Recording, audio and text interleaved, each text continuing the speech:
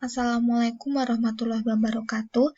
Kami dari kelompok 11 akan mempresentasikan penerapan risiko pada perbankan syariah, risiko pasar, risiko kredit, dan risiko likuiditas.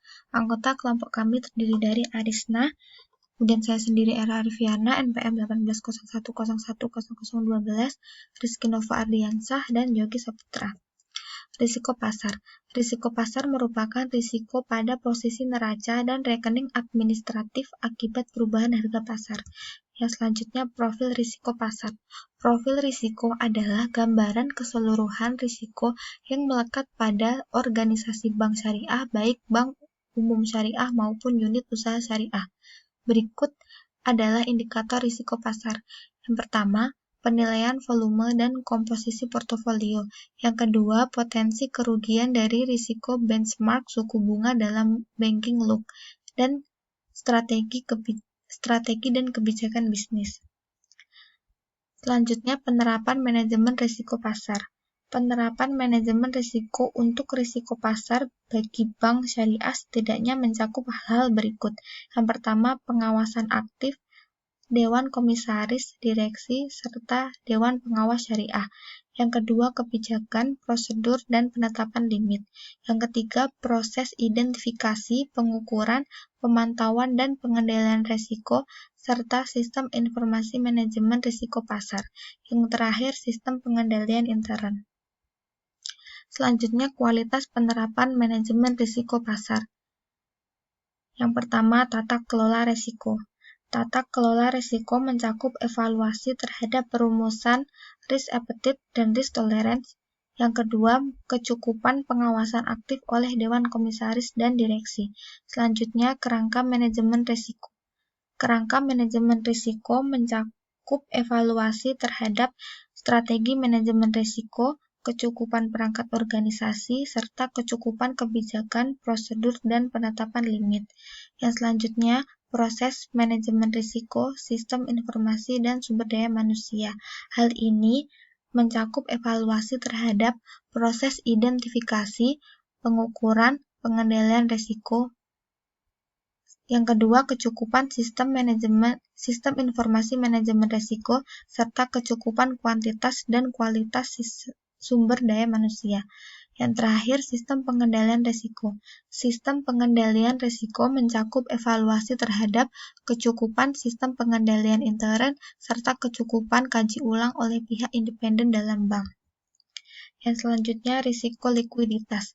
Risiko likuiditas merupakan risiko akibat ketidakmampuan bank untuk memenuhi kewajiban yang jatuh tempo dari sumber pendanaan arus kas.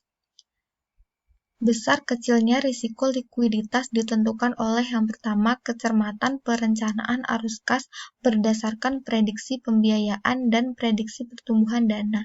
Yang kedua, ketepatan dalam mengatur struktur dana. Yang ketiga, ketersediaan aset yang siap dikonversikan menjadi kas.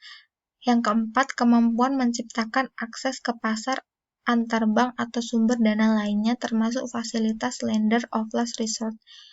Yang selanjutnya, tujuan dari manajemen risiko likuiditas. Tujuan utama manajemen risiko terkait risiko likuiditas adalah untuk meminimalkan kemungkinan ketidakmampuan bank syariah dalam memperoleh sumber pendanaan arus kas. Secara lebih spesifik, tujuan dari manajemen risiko likuiditas adalah sebagai berikut. Yang pertama, memelihara kecukupan likuiditas bank sehingga setiap waktu mampu memenuhi kewajiban bank yang jatuh tempo. Yang kedua, memelihara kecukupan likuiditas bank untuk mendukung pertumbuhan aset bank yang berkelanjutan. Yang ketiga, menjaga likuiditas bank pada tingkat yang optimal sehingga biaya atas pengelolaan likuiditas berada dalam batas yang dapat ditoleransi, serta menjaga tingkat kepercayaan nasabah terhadap sistem perbankan. Klasifikasi risiko likuiditas. Risiko likuiditas dapat diklasifikasikan menjadi likuiditas endogen dan likuiditas eksogen. Likuiditas endogen adalah likuiditas yang melekat pada setiap jenis aset bank itu sendiri. Likuiditas eksogen adalah likuiditas yang ditimbulkan oleh struktur kewajiban bank. Yang selanjutnya, risiko likuiditas pada produk penyaluran dana. Berdasarkan karakteristik dan sifatnya, risiko masing-masing produk penyaluran dana dapat dipetakan sebagai berikut. Yang pertama, pembiayaan dengan akad mudharabah atau musyarakah memiliki risiko likuiditas tinggi. Yang kedua, pembiayaan dengan akad murabahah atau istisna atau salam atau ijarah memiliki risiko likuiditas lebih rendah daripada mudharabah, serta pembiayaan dengan akad qard, rohan, wakalah, kafalah, hiwalah memiliki risiko terendah. Yang selanjutnya, risiko kredit. Risiko kredit adalah risiko akibat kegagalan nasabah atau pihak lain dalam memenuhi kewajiban kepada bank sesuai perjanjian yang disepakati. Profil risiko kredit. Dalam menilai risiko inheren atas risiko kredit bank syariah dapat menggunakan parameter atau indikator berikut. Yang pertama, komposisi portofolio aset termasuk jenis akad yang digunakan dan tingkat konsentrasi. Yang kedua, kualitas penyediaan dan kecukupan pencadangan. Yang ketiga, strategi penyediaan dana dan sumber timbulnya penyediaan dana, serta faktor eksternal. Yang selanjutnya, penyebab kredit gagal. Kredit yang gagal dapat disebabkan oleh faktor intern dan faktor ekstern. Faktor internnya yang pertama adanya self-dealing atau tindak kecurangan dari aparat pengelola kredit. Yang kedua, kurangnya pengetahuan atau keterampilan para pengelola kredit. Yang ketiga, kurang baiknya sistem informasi manajemen yang dibangun pada bank. Yang keempat, lemahnya organisasi dan manajemen dari bank. Yang kelima, tidak adanya kebijakan perkreditan yang baik pada bank.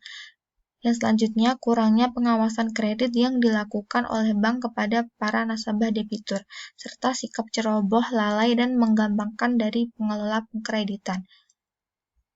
Yang faktor ekstern, yang pertama, kegiatan perekonomian makro atau kegiatan politik atau kebijaksanaan pemerintah yang berada di luar jangkauan bank untuk diperkirakan.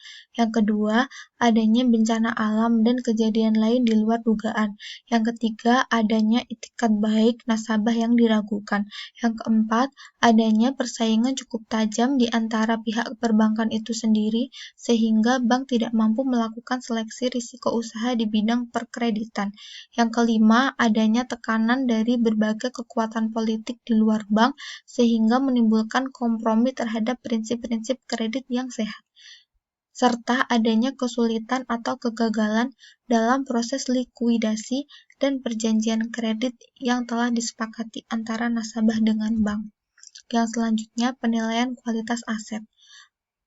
Penilaian kualitas aset dilakukan terhadap aset produktif dan aset non-produktif. Aset produktif adalah penanaman dana bank baik dalam rupiah maupun valuta asing untuk memperoleh penghasilan dalam bentuk pembiayaan. Sedangkan aset non-produktif adalah aset bank selain aset produktif yang memiliki potensi kerugian, antara lain dalam bentuk agungan yang diambil alih, properti terbengkalai, serta rekening antar kantor. Penilaian kualitas aset terdiri dari yang pertama penilaian kualitas pembiayaan, yang kedua penilaian kualitas pembiayaan bagi hasil, yang ketiga penilaian kualitas surat berharga syariah, yang keempat penilaian kualitas penempatan bank lain, yang kelima penilaian kualitas transaksi rekening administratif, serta penilaian kualitas agunan yang diambil alih. Dan selanjutnya penyisihan penghapusan aset.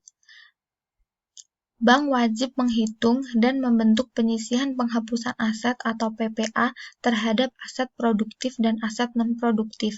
PPA yang dihitung dan dibentuk berupa cadangan umum dan cadangan khusus untuk aset produktif dan cadangan khusus untuk aset non-produktif. Jenis-jenis agungan.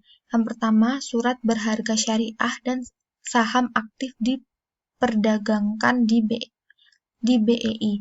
Yang kedua, agunan berupa gedung dan rumah tinggal. Yang ketiga, mesin yang merupakan satu kesatuan dengan tanah. Yang keempat, pesawat udara dan kapal laut di atas 20 meter kubik. Yang kelima, kendaraan bermotor dan persediaan serta resi gudang. Jenis agunan di atas dapat digunakan sebagai pengurang PPA dengan ketentuan berikut. Yang pertama, dilengkapi dengan dokumen hukum yang sah. Yang kedua, diikat sesuai peraturan perundang-undangan yang berlaku sehingga memberikan hak preferensi bagi bank, serta dilindungi asuransi dengan bankers clause dengan jangka waktu yang setidaknya sama dengan jangka waktu pengikatan agunan. Dan selanjutnya, mitigasi risiko kredit. Mitigasi risiko kredit merupakan sejumlah teknik dan kebijakan dalam mengelola risiko kredit untuk meminimalkan kemungkinan terjadinya atau dampak dari kerugian pembiayaan. Teknik-teknik yang dapat digunakan adalah sebagai berikut. Pertama, model pemeringkatan untuk pembiayaan perorangan. Yang kedua, manajemen portofolio pembiayaan. Yang ketiga, agunan. Yang keempat, pengawasan arus kas. Yang kelima, manajemen pemulihan dan asuransi. Dan selanjutnya, mitigasi risiko berdasarkan akad. Beberapa risiko yang muncul dan mitigasi yang dapat dilakukan pada bank syariah pada produk murabahah, musyarakah, dan musyarakah mutanakisah. Dan selanjutnya, restrukturisasi pembiayaan. Pembiayaan merupakan sumber utama pendapatan perbankan syariah dan sumber dana untuk mendukung ekspansi usaha.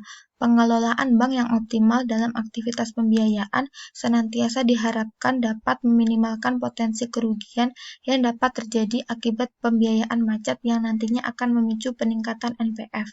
Untuk menghindari risiko kerugian yang lebih besar, maka kualitas pembiayaan harus dijaga dengan baik.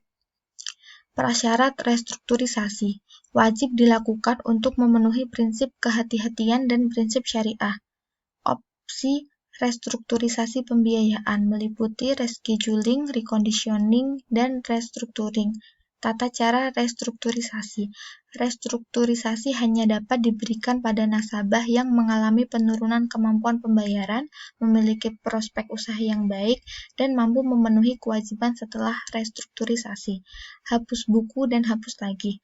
Hapus buku atau hapus tagih hanya dapat dilakukan terhadap aset produktif yang telah didukung dengan perhitungan CKPN sebesar 100%.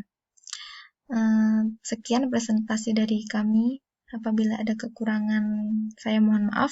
Saya akhiri. Wassalamualaikum warahmatullahi wabarakatuh.